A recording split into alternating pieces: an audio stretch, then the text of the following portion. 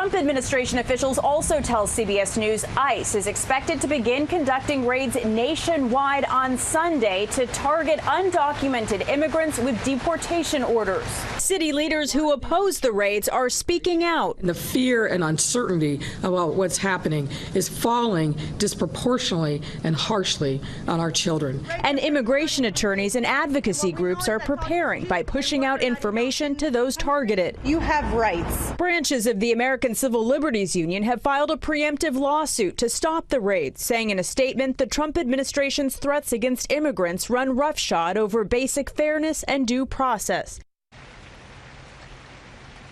Now, this operation, expected to begin on Sunday, is expected in 10 major cities nationwide. Miami is on the list of cities expecting this action. A number of Democratic lawmakers, including Congresswoman Debbie Muscaral-Paul, has been tweeting out information about immigration rights. We have also reached out to the offices of Florida's senators to see if they've been able to learn any more information about this, but haven't yet heard back.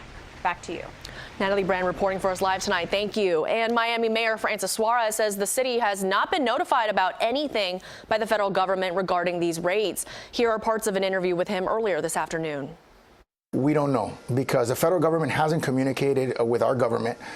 They haven't told us what their parameters are. They haven't asked us to support what they're doing or given us any information on who they're targeting, how they're targeting them.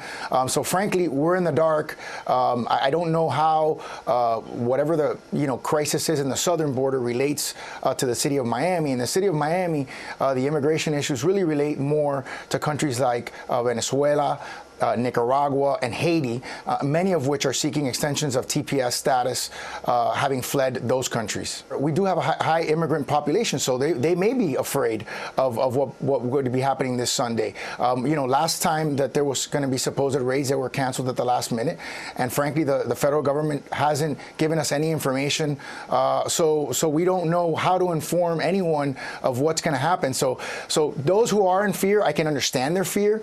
I can understand why they would be afraid, but frankly, we don't have any information, to allay their fears or to as mayor, what I hope is that the people that they're focused on are people that are very dangerous, because those people obviously shouldn't be in our community to begin with. So many of us came to this country seeking the American dream, and to me, wanting to be an American is not a Republican or a Democratic issue.